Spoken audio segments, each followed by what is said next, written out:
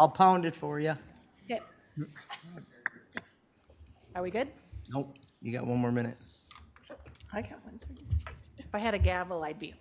Hey, statutorily, we published it at 1:30. We can't start early. Aren't we using the stop clock up here? I guess that could be honored as the time, so yeah, we can go. Good afternoon, everyone. I'm calling the Health and Human Services first 2023 board meeting to order, and could we please stand for the Pledge of Allegiance? I pledge allegiance to the flag of the United States of America and to the republic for which it stands, one nation, under God, indivisible, with liberty and justice for all. And with that, I would also like to ask for our HHS board reorganization for the new year with our 3 new commissioners. Welcome, new commissioners. So we do have 3 positions for our HHS board chair, vice chair, and secretary.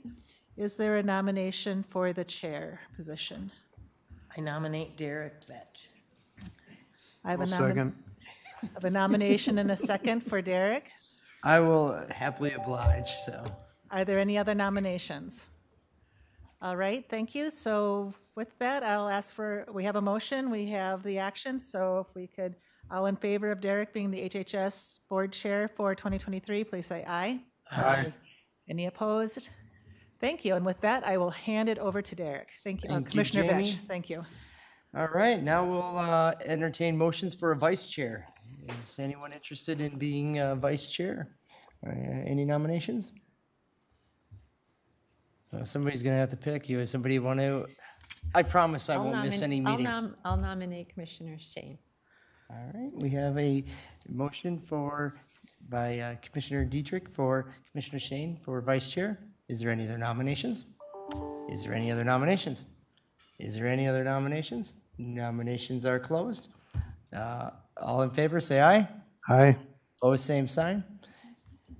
You are chair. Now we have a motion for a secretary. It's more of a ceremonial position than it is anything, but nonetheless, we do need to have it. So is there a motion?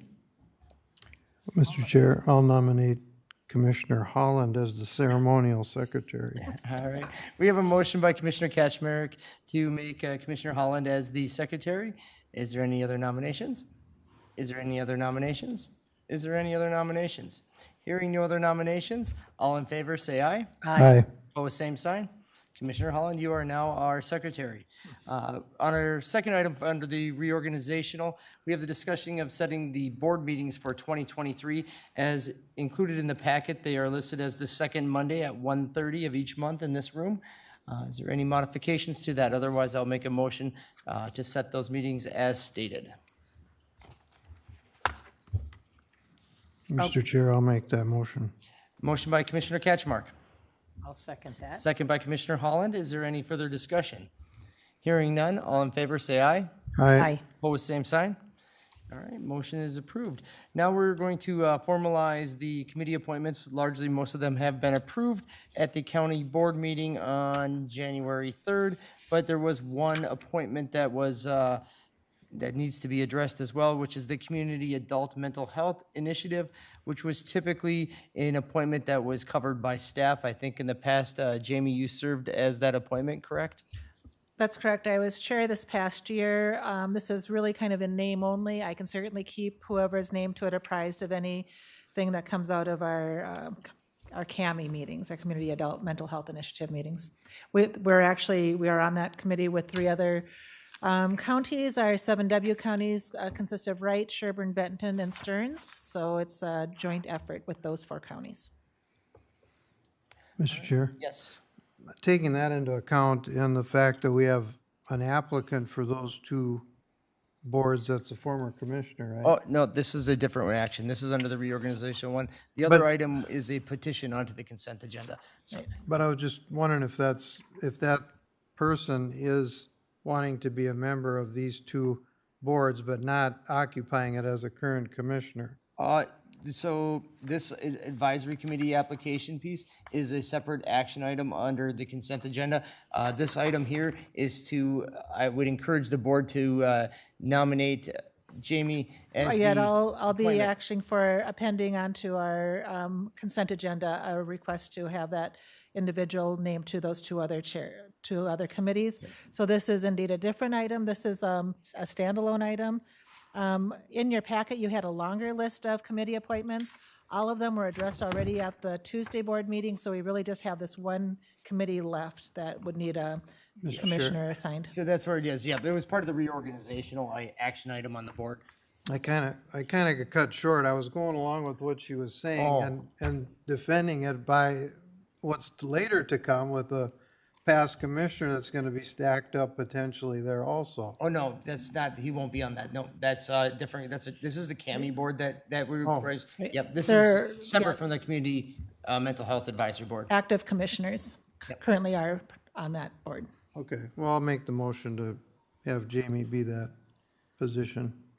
All right. We have a motion by Commissioner Catchmark, second by Commissioner Holland. Any further discussion on the matter? Hearing none. All in favor, say aye. Aye. Opposed, same sign. Jamie, you are now appointed to the CAMI Thank you. board. All I right. will be there. And now moving forward to the third item on the agenda, the approval of the minutes from the December 12th Health and Human Services meeting. I know that you may not have been in attendance, but we would still nonetheless would oblige a vote from you because I do need a majority to get them approved. Mr. Chair, I'll make a motion to approve those minutes. Motion by Commissioner Catchmark, Second? second by Commissioner Shane. Any further discussion? Hearing none, all in favor, say aye. Aye. Opposed, same sign. Minutes are approved unanimously. Now moving on to the fourth item on the agenda, I need an approval of today's agenda as stated. Is there any modifications? Yes, Commissioners, I would like to petition the board to add under number 5, consent agenda A, to number 3, to add what you have in front of you, which is past Commissioner Mark Delyden to both the advisory committees of the Human Service Advisory Committee and the Public Health Task Force, which he applied for. We just got it in a little bit later than was required to make when we were putting the agenda together for today's meeting. Adding items 3 and 4 under the approval of advisory committees for Mark Dawleyden onto the Mental Health Advisory Council and the Public Health Task Force, as stated in the supporting documents. Do I have a motion to approve today's agenda with that modification? So moved. Motion by Commissioner Dietrich, I'll second. second by Commissioner Holland. Any further discussion? Hearing none. All in favor, say aye. Aye. Opposed, same sign. Agenda is approved unanimously. Today's consent agenda with the modification, there's 4 action items underneath advisory committee applications. Looking for approval. Is there approval for today's consent agenda? So moved. Motion by Commissioner Catchmark, Second? second by Commissioner Shane. Any further discussion? Hearing none. All in favor, say aye. Aye. Opposed, same sign. Today's the consent agenda is approved unanimously. Moving on to our regular agenda, staff announcements, new hires. Some of the most fun parts of our Health and Human Services meeting is getting to welcome new employees here to Wright County. We're going to start off by meeting, is it Marcy? Mary Boak. Mary? Or no, there's no C there, so Yeah, it's so I Mari. asked if they could Mark. each stand up. There you go. This is Mary, Commissioners.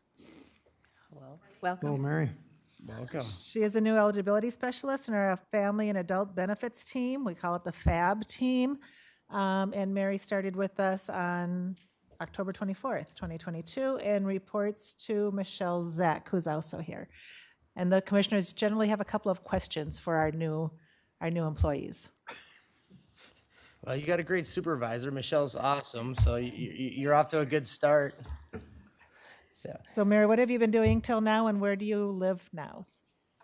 I've been in education for a really long time, mostly special ed, and working as a teacher and as a para.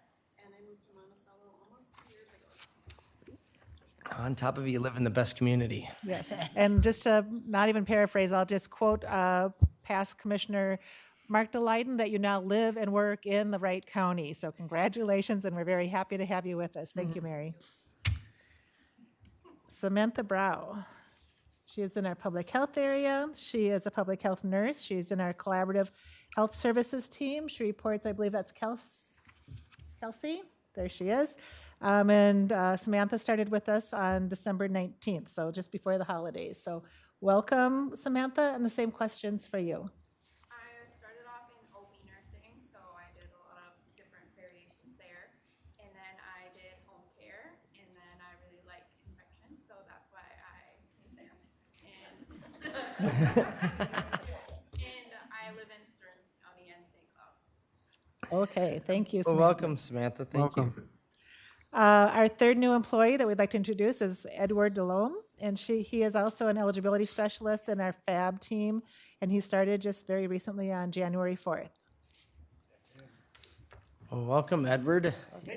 You're working in the best group. The eligibility specialists are my favorite. Yeah. Everybody's got to have one. I've been in mortgage lending for the last 12 years, so I had to make a career change, and I live in St. Michael. Very nice. See, you live in, you work in the Wright County. It doesn't get any better than that. And I'll have to say mortgage banking and lending is very much with very rule-oriented like eligibility specialists. So I'm sure those skills will come in very handy as you learn your new job. The question is the software that he worked in the mortgage industry might be a little bit more user We're friendly going to than the wait for a software that little he's currently before we using. introduce our new commissioners to some of our sticking points there. And finally, commissioners, I'd like to introduce Megan Berglove. She is also an eligibility specialist. So we are adding on 3, not new, these are all positions that were in existence that we are refilling vacant positions. She's also on the FAB team reporting to Michelle, and she started like Edward on January 4th. Welcome. Thank you. I've actually managed a small sports bar for the last 20 years, and I live in Zimmerman. Thank you. Welcome. Thank you. And now the drum roll. We get to meet the wonderful employee of the month for the month of February. And I bet Jamie has a wonderful long letter to read to us about how amazing this wonderful employee is. Yes, so we do, so Health and Human Services for a number of years now has been recognizing employees of the month. We do have a place on our website where external people can go in and, let us know that we have a fabulous employee, and we also entertain nominations from within our own team. In this case, it did come from somebody outside of our Health and Human Services area, and so right now I would like to introduce to you our February Employee of the Month, Carmen Christensen. And I do have a fairly long letter, and usually I try to kind of get these down a little bit shorter, but it was all good information, so I left it in.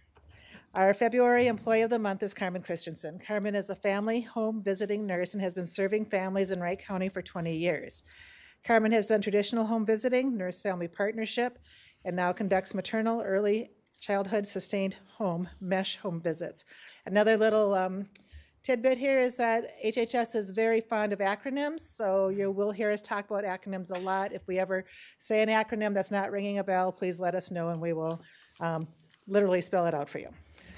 Carmen's strengths include working alongside families to achieve their goals.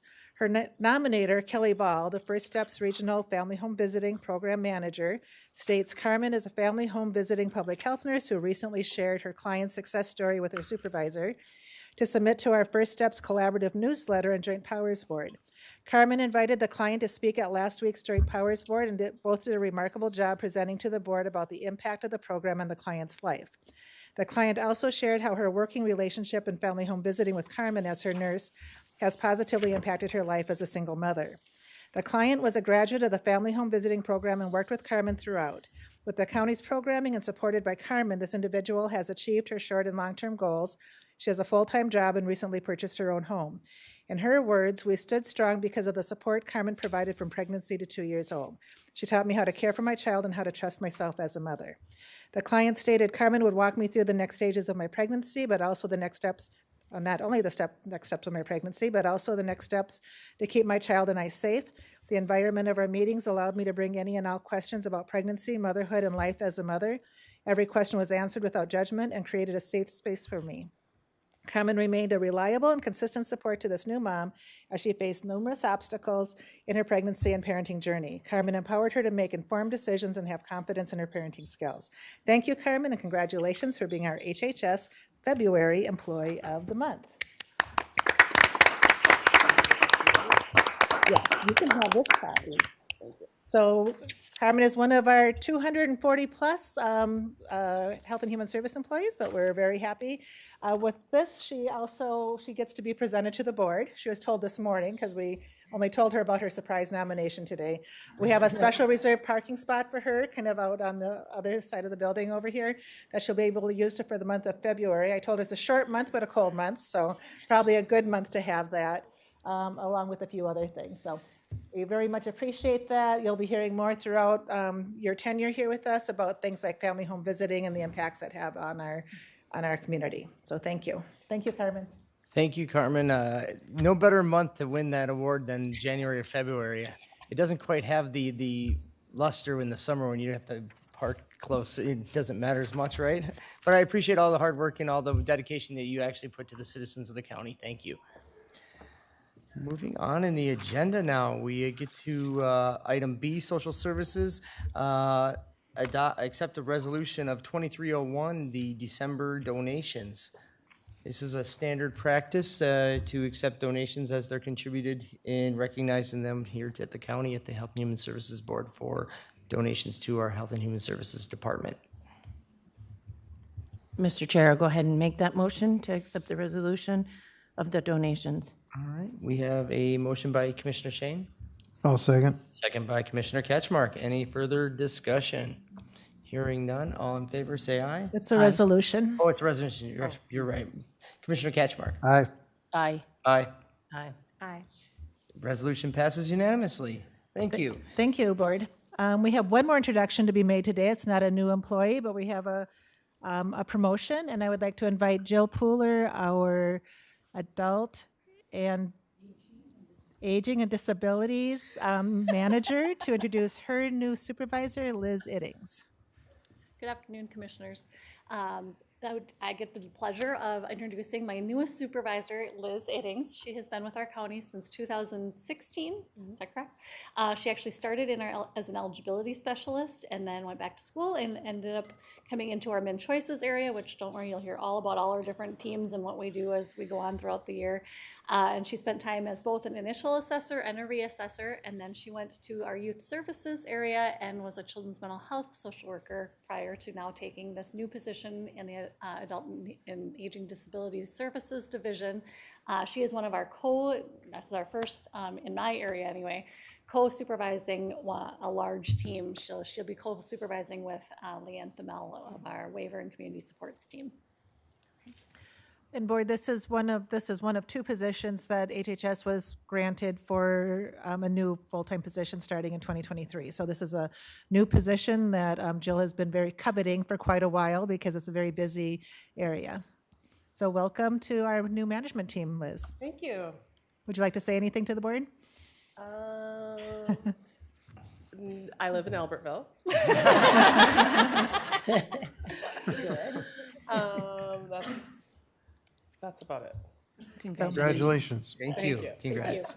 Thank you. All right, moving on to the third item, we have the presentation of employee engagement survey. And actually, this is just kind of a mini sneak peek, commissioners. And now I'm kind of confused on what two items I have. They have, I see. Okay. You want to pass that one out, Amy? Actually, I can stay right here and do this. So what you have in your packet looks like this. It's just a one-sheet dashboard. HHS for several years now has been doing an employee engagement survey. So you'll see up in the upper left-hand corner, out of 227 staff that this was sent to for HHS, 194 responded. That overall satisfaction with their employment with Wright County, in fact, answering the question, overall, how satisfied are you working for Wright County Health and Human Services? Just for clarification, green means out of a 5-point scale. Green means they graded it 5 or a 4, the two highest. Yellow is kind of a neutral number, that's number 3. And the red would be indicative of the lowest out of the ranking, that would be a 1 and a 2. One of the things I'd just like to bring your attention to is where it says mean. At beginning, right before that bar, that's our 2022 number. We did this survey in late October, I think early November. So it'll show you how we improved since last year, which was 2021. But just so you're aware of it, cognizant, in 2020 was the year that we were rated much higher, and again, that was the year staff were working from home. 2021 is when they came back in June and started taking the survey that fall. So staff showed a lot of satisfaction when they were working from home with their employment, and we are building back on where we were before the pandemic. So that's those 2020 numbers kind of are, I would say, kind of an aberration throughout the entire engagement survey, but it's really what happened, and we understand where that's coming from. As I said, this is a sneak peek. We have many, many pages of this document. What we wanted to do is just to, at a very high level, show you our top 3 highest rated areas that were responded to by these staff in our engagement survey, and then the lowest 3, the areas that we have the most work to do. And again, this is the overall rating. So this is just in general, if we take all of the employees, how they rated, each of our divisions and each of our teams. Like Jill was just up, she has a division. She's got about 50 some people in her division, 5 managers. And so she can see her entire division, how they responded, along with our 4 other managers. And each of our 19 supervisors can see specifically how their teams responded. It's anonymous. They don't know who responded what. So then it allows us to kind of look at where we have things that are going really well and areas that we need to work on. And again, I would not call this so much of a report card. This is basically where our staff are reporting their feeling about the statements that are presented to them. So truly an engagement survey.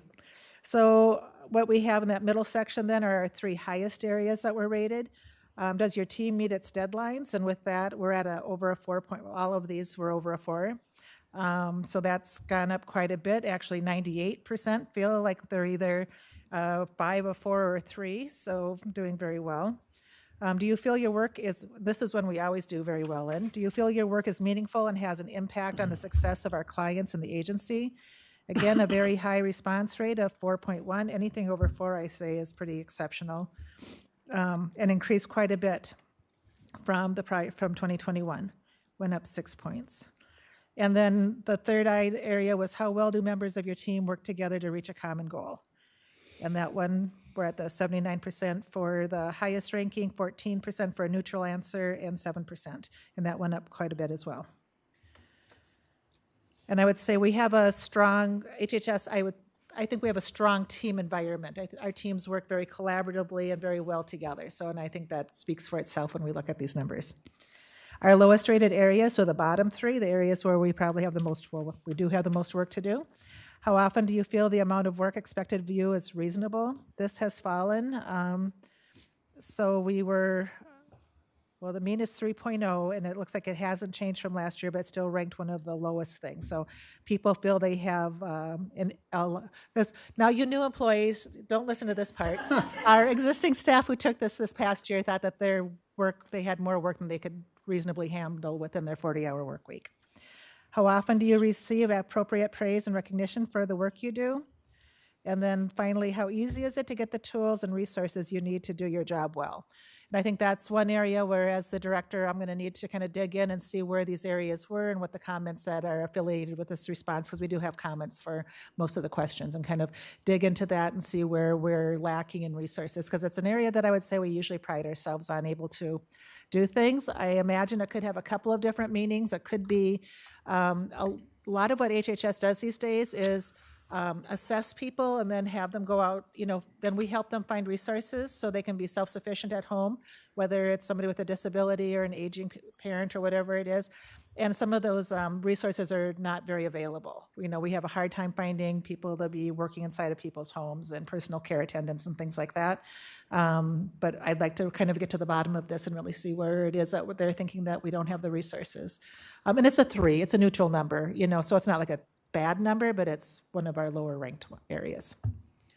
So what I can do in the future, I can, hear if you have anything that you would like to tell me about is what you would like to see in addition to this going forward. I'll be sharing these numbers with our staff. In the meantime, all of our teams are meeting with their entire engagement survey with their supervisors to go over the results and to see where we can use the things that we're doing well and then work on things that we need to brush up on. Amy just handed out a second dashboard for you. And these are just kind of, again, overall for the entire agency, I would say 5 of the biggest areas, the 5 areas that we rank. Underneath each of these areas, there's more questions, but specifically, we look at employee satisfaction, so that's at a 3.53, up from a 3.38 from last year. Team performance, a 3.91, up from a 3.66 from last year. Supervisor performance is at 3.71, up from 3.68. Management performance is 3.27, a little bit down from up from 3.25. Sorry, that's my. Then overall performance, 3.57, up from 3.45. So we've got a lot of history with this survey. I believe this is the first year that another department has done the survey. So Finance and Taxpayer Services also worked with received the same survey, responding to their department head and their supervisors. Any questions? Thank you, Jamie. Mr. Chair. Yes. Thank you. Thanks, and I had to meet with you this morning for a little interpretation, which was helpful, and everybody's got their own version of a chart. I'd like to see in the future, unless there's supervisors or managers here that can comment on results, but how do you receive appropriate praise and recognition for the work you do? We attend a lot of meetings, and this is the only one that recognizes an employee of the month. And I don't know if other departments are doing that, but I'd like to know if there's any other feedback on what folks thought would be helpful in that area. Does anyone have anything to share that they've heard, or maybe for a future meeting, some feedback? So, and I would invite Michelle or Jill, or I've got Sarah, if you'd like to make any comments on that. I will say this is a hard nut to crack, and I was telling Commissioner Ketchmark this morning that, like in Carmen's case, well, she left now. Not everyone likes to come up to the front of the room and be introduced for their good work. We know from looking at literature that the 3 things that make recognition powerful is that it's specific to what somebody did, that it's timely in relation to when they did it, and that it's done sincerely. So we do have a recognition committee. I think it's not been as active as it's been in the past. So I think it's something that all of our supervisors kind of work with and how to, and I see some head nodding. I know that they survey their staff. They've done like the love language kinds of things, and, like, how do you like to receive your, praise and recognition? And it's just one of those things that is really a hard area. So if anybody has great answers, and yes, we can look a little bit deeper into it, I'd love to hear ideas about what to do. And just one other one, and I don't know if Sarah was going to add anything or not to that, but how do you feel the amount of work expected of you is reasonable? Is there forced overtime, just a yes or a no, or is it you got your work day, what you get done, you get done? You don't have to stay late or come in nights, weekends, or holidays? Or No, we don't have forced overtime. I would think a lot of our staff are very conscientious about their work, and they don't like feeling like they're not getting to all of it. And I would think that some of this stems from that.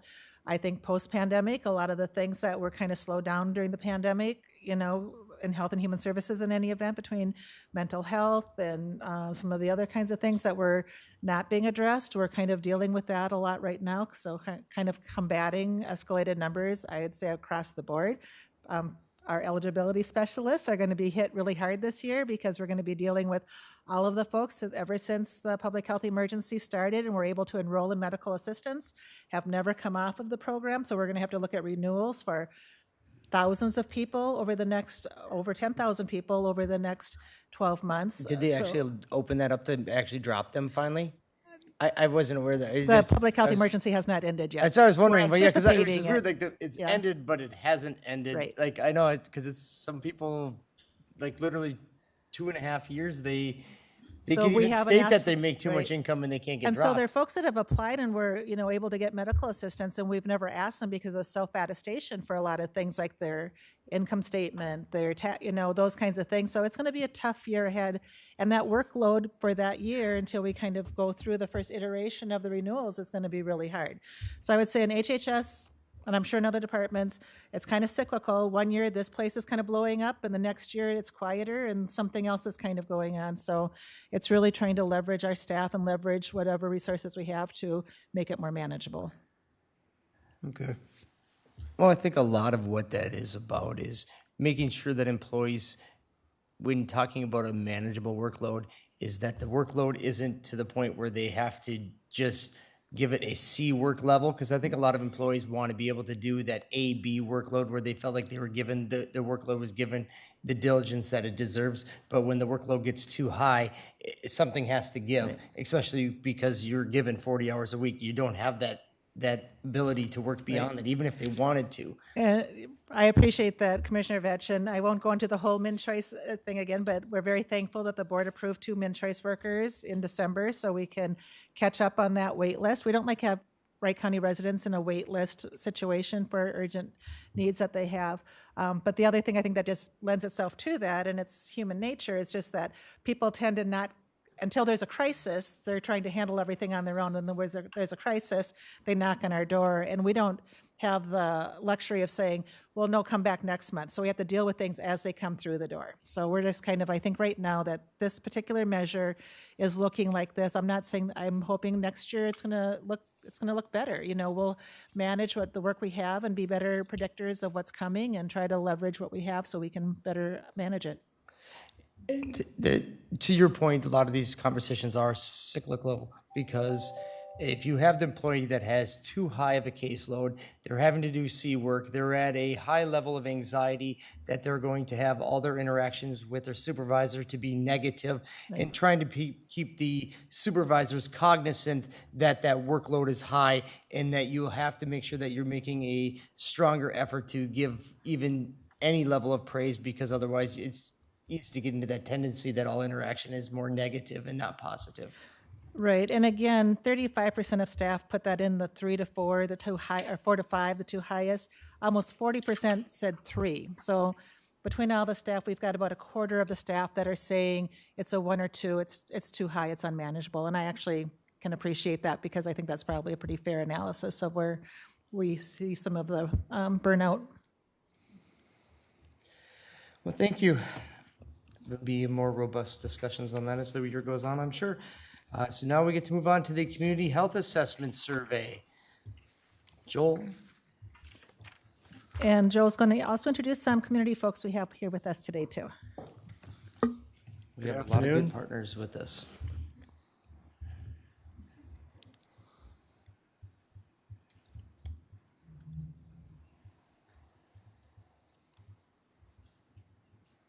And board, you should also have the handouts in your packet for both the community needs assessment, well, they're actually, so you have these 2 handouts in your packet, and Joel has a presentation on your screens.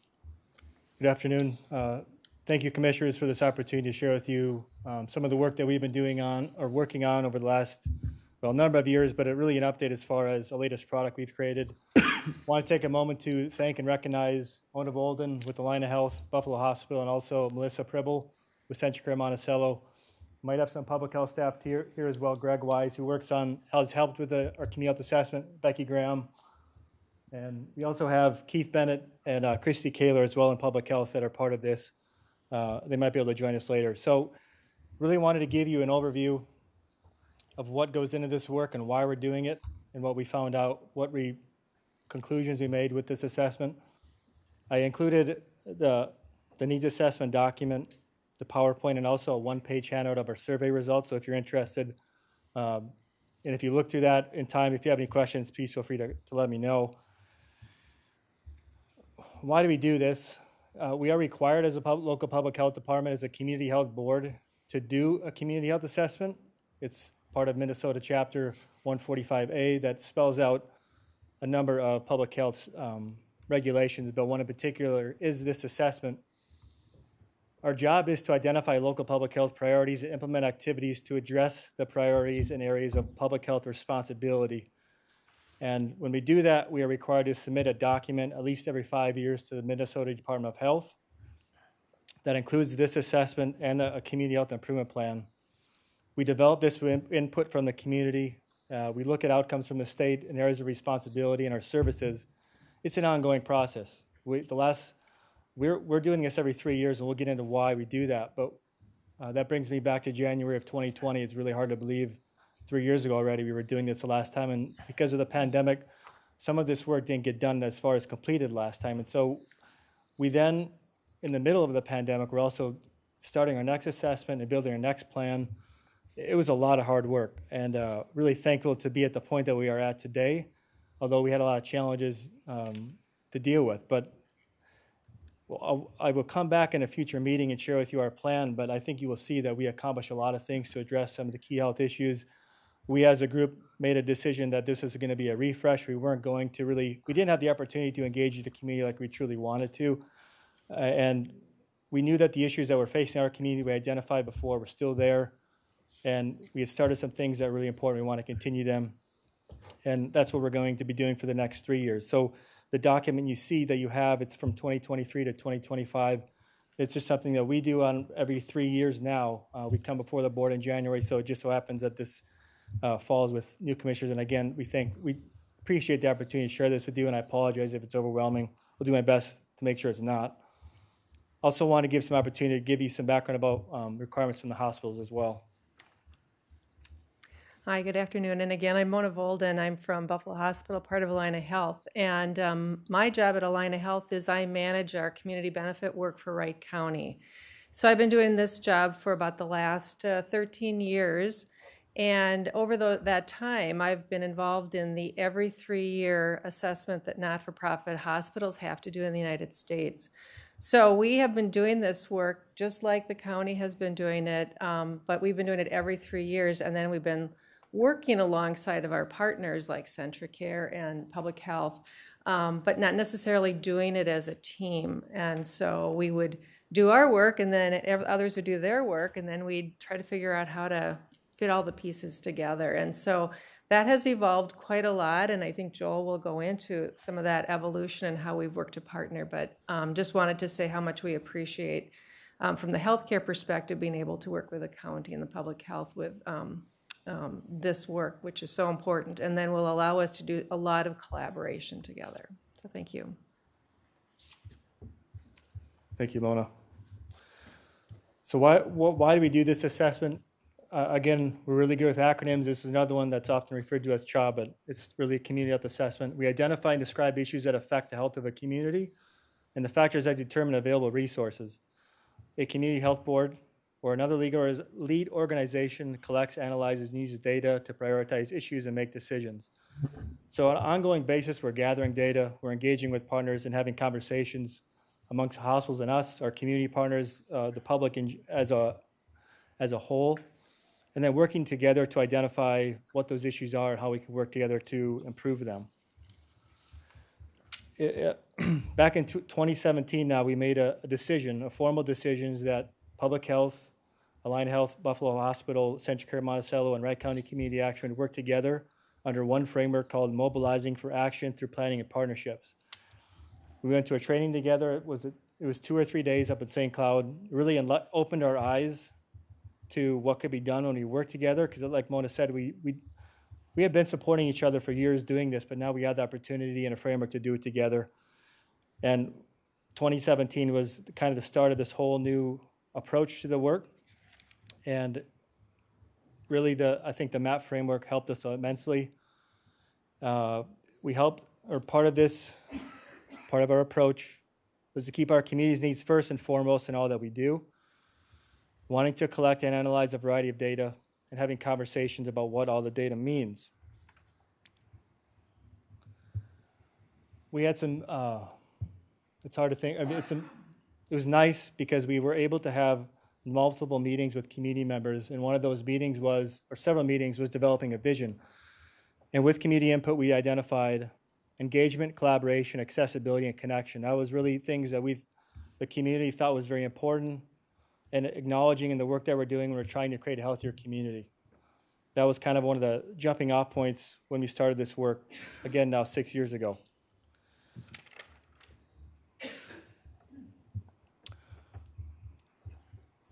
So between 2017 and 2019, we were having community conversations, gathering data, Then 2020 was our first opportunity to implement what we in public health call a community health improvement plan. The hospitals call it community health needs assessment and the implementation strategy. And then, so that plan took us 2020 to 2023. Since then, really since 2017, public health, the hospitals, and community action have been meeting almost monthly, if not more often than that. And so we've gotten to know each other quite well, although we knew each other before then. But and it's an ongoing. We meet virtually now. Things have changed, but we still continue to have our ultimate goal to continue to keep an eye on what's happening and how we can work together to address these issues. 2021 again was another opportunity to gather data and thinking about how we can plan or put together our next plan. 2022 flew by. It just seems really weird to sit up here and say it's in 2023. But we, as of November 2023, we released the community needs assessment, I believe, or now it's on our websites. So we finalized it this fall. And give you I could really overwhelm you with data, and I don't want to. This is just some of the data. Really, for us, it starts with looking at the demographics. As I'm sure you're aware, our county has grown immensely over the years, and it seems like that's just going to continue to happen. So we're looking to census data that informs our assessment to figure out how is our community made up, who lives here, whether it's education, age, income, et cetera, a number of things we look at. We also conduct a community health survey every 3 years, so dating back to 2012. Every 3 years, we have done a community health survey. Our last survey was done in late 2021. And so I believe you have a one-page kind of highlights of what we've learned from that survey. Something unique with that survey, we do that survey within each commissioner district. So up until that point, we have data for 5 commissioner districts. And then we can also look at that on a county level. We can compare it against commissioner districts. It's not to, it would be really expensive to do it at the zip code level, and we just didn't want to do it that way. So doing it implementing the survey at a commissioner district level allows us to look at the data a little differently, just at a more local level, and while also taking into consideration the county as a whole. We plan to do that survey again in 2024 in partnership, again, with the hospitals and Wright County Community Action. A neat opportunity we've had with our last go-around is starting to look at some of the electronic medical records and helping that to guide our assessment as well, in addition to a number of other data sets such as Minnesota Student Survey, county health tables, and also the state demographer. An example from our last survey was it was an 8-page survey, 7 pages of questions. And I guess I should mention, too, that our priorities are mental health and well-being, misuse of alcohol, tobacco, and other substances, and dental care. Those are our 3 priorities. That's what we identified going into 2020, and that's what we have identified now. And I just wanted to highlight, this is a question that was asked of adults. We received about 2,000 responses from across the county, asking them to provide the number of days of not good mental health in the last 30 days. This was administered in in October of 2021 into, I think, the beginning of January 2022. So just also considering the context of what was going on in our world at that point, we saw a drastic decrease in as far as people saying that they had 0 days of not good mental health. And let me rephrase that. 2015 and 2018, roughly 2/3 of adults said that they did not have any not good mental health days in the past 30 days. There's no good way of trying to make this make any sense. That dropped over 20 percentage points. So more than half of our adults reported having at least 1 day or more of a not good mental health in the last month when they took this survey. So that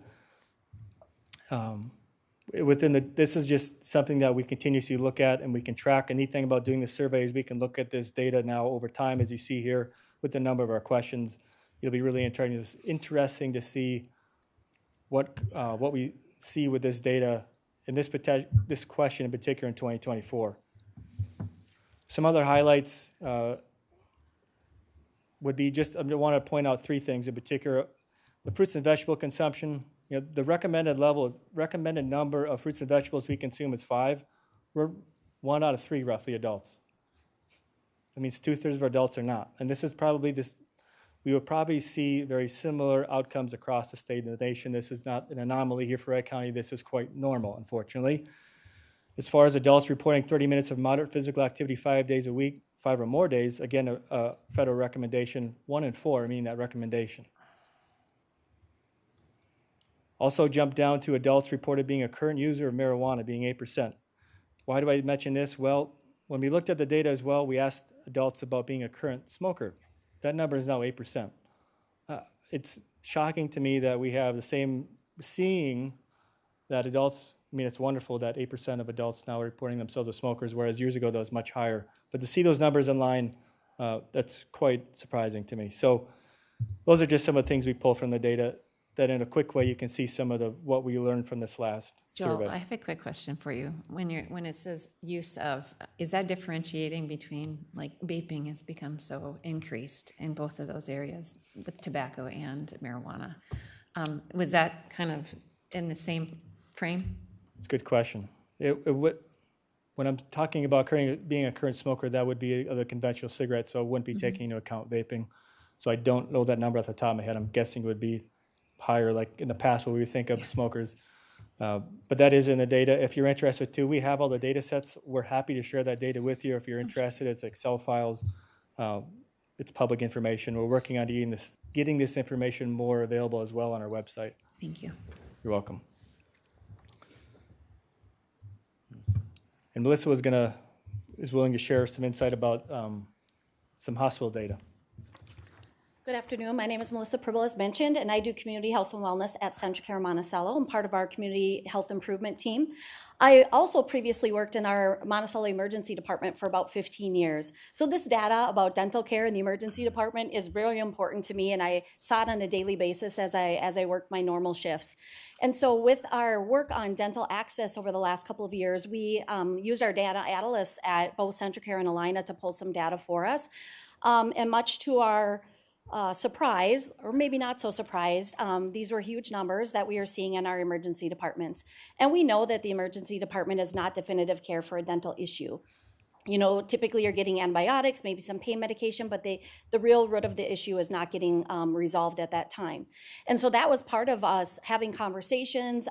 That's what started the whole conversation, really, in starting the dental clinic that we have now in this beautiful building. And so the work on this issue went back years and years ago. We also know that when patients come to the emergency department, it's a great cost. It's a great cost to our hospitals if those bills go unpaid. It's great cost to our communities and our taxpayers. And so us being able to mitigate this issue in any way with providing increased dental access was important for us to focus on, and will be an important topic for us to focus on over the next several years. And so you can see it there. Those numbers don't look that great, but that's 169 people, 133, 172 that came into the emergency department for poor dental care, or for, you know, dental pain or dental emergencies. And that's just not the location we want them to be. We want them to be getting the care that they need to receive. So important and interesting information, I think, for us to share. Thank you, Melissa. So in the report you will see that this is how we framed our priorities: mental health and well-being, misuse of alcohol, tobacco, and other substances, and dental care. Again, this is essentially the same priorities we identified in 2020, and we're really looking at the next 3 years to continue building off of the things that were put in place over the last 3 years, and trying to continue to support and help our communities address these big issues. I won't read this verbatim, but just so you're aware, we work together with the hospitals and also then internally identifying our strategies or activities. How are we going to address these issues, but also, I skipped the goal. What do we want to achieve? That's kind of the starting point, a jumping off point with each of these areas. And then also, the unique thing that we're doing with the hospitals and community action is we've developed a collective impact activity. So we are committing our time together to work on specific activities to try to together address these issues. And we have this laid out for each of the three of the priorities.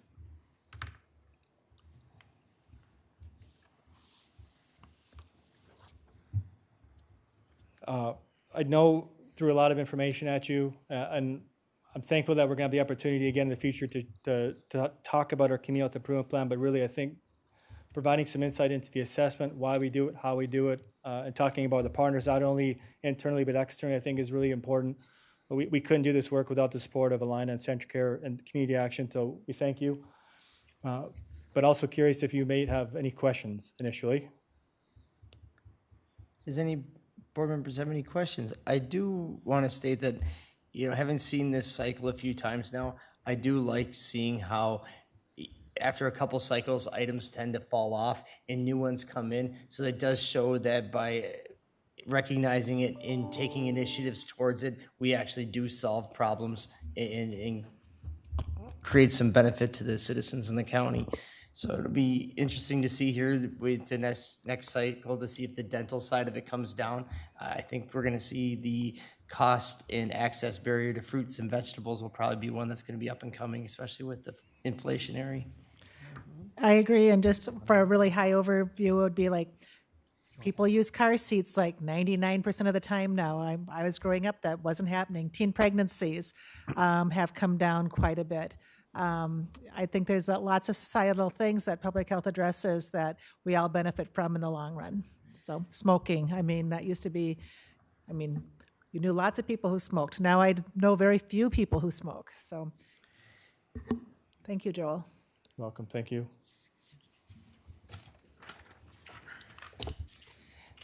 So moving on to the last item here, director's comments. Jamie? Yeah, this is when I get to talk. Actually, maybe I'll come up front.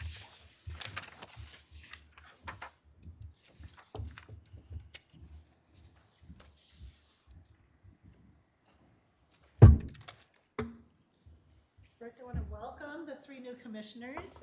It's great to see you. It's been an exciting year with everything that's been going on, and it's nice to have stability now and knowing who's here and how we've all formed together. I usually like to take an opportunity at the end of the HHS board meetings to just address some things that might not be agenda item worthy, but are significant and you should be aware of. One of the items, since we do have 3 new commissioners, and I know it would be against public meeting rules to invite all 3 of you to come and meet with us and talk about HHS, but if 1 or 2 of you would like to join us, we have regularly scheduled manager meetings and supervisor meetings. So you're certainly welcome to join us for those. A couple of things I wanted to mention that we were talking about resources and things like that during our discussion about the employee engagement survey. Jim Odell, Jim, if you'd like to stand up, is our technology supervisor, and I wanted to highlight some of the things that happened in 2022. So both HHS facilities were moved to the new government center. You're probably aware of it, but HHS is in a unique position where we had about 190 staff out at the old Human Service Center and about 60 staff downtown at the Government Center. So not only did we move to a new building, we all came under one roof for the first time since 1999. So that was kind of an amazing feat, and Jim and his team, along with IT in the building, really made that all happen. We have a new lobby management system called QFlow. It was customized and implemented to improve our customer service. We have an interactive survey that was developed and published along with allowing the public to express how opioid settlement funds should be used in Wright County. We have an automated and simplified process for accepting applications to, what you saw earlier in the board meeting, to the Health and Human Services Advisory Committee, Mental Health Advisory Council, Public Health Task Force, and the Opioid Settlement Advisory Council was developed and published for public access. Our HHS engagement survey, as I mentioned, was expanded to include Finance and Taxpayer Services Department. Our customer service survey was improved and ported to a new platform. A community events registration process was developed and implemented, making it easier for public health to grow in its community presence. And over 100 staff were onboarded and trained, including new hires, promotions, temps, and interns. So in general, I would say HHS uses a lot of technology, and a lot of the things that we want to promote now is customer service and access to services. So a lot of those initiatives were based on that. I just mentioned the opioid settlement, and Commissioner Diedrich is on our opioid task force. And I just wanted to announce that we did receive our second payment of our National Opioid Settlement Fund. If I'm reading this right, it says $487,683. So I'm sure that task force is going to get busy with RBAs and things like that and figuring out how to use these funds to best serve Wright County. I have a letter from Allina Health just thanking our public health and, well, actually Wright County for the space in the former Wright County Government Center to store approximately 875 bikes and helmets until they can distribute them. In our 12-year partnership with Free Bikes for Kids in Minnesota, we've put over 65,000 kids and young adults on bikes in various communities. Please accept our deepest appreciation for your partnership and commitment to the health of our communities. So that was a feel-good letter to receive, and I appreciate that. In your packet, you have something that looks like this, a First Steps Central Plan. I think you have this in your packet. Just so for some background information with that, it's, again, this is kind of our public health centric meeting, but this is another public health initiative. We've been delivering evidence-based home visiting services to pregnant and parenting women and their families since 2010. In 2017, those 4 counties I mentioned earlier began exploring opportunities to align our home visiting programs. The collaborative was branded as First Steps Central Minnesota, and it's a regional collaboration serving the 4 counties. It equips pregnant women, parents, and other caregivers with the knowledge, skills, and tools to be successful in parenting, resulting in kids who experience healthy attachments, mental well-being, physical health, safety, and readiness to succeed in school. The reimbursements for home visits, well, so this is kind of just talking about reimbursements for home visits via medical assistance. We do use an evidence-based model that results in a higher reimbursement from our PMAP providers. So because of this program, we get a higher reimbursement rate from MA for the clients that we serve in that area, which is, again, good for Wright County and good for our constituents.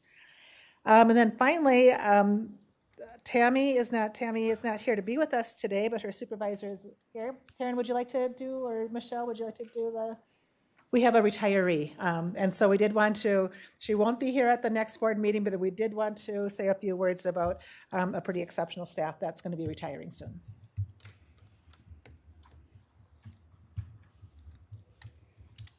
I didn't know you had a presentation. Well, it's just 2 slides. It's not all that impressive. I'll get this plugged in here. Hi, I'm Michelle Miller. I'm the Child and Family Services Manager. I co-manage social services with Jill Pooler. And yes, unfortunately, Tammy couldn't be here, but we wanted to just say thank you.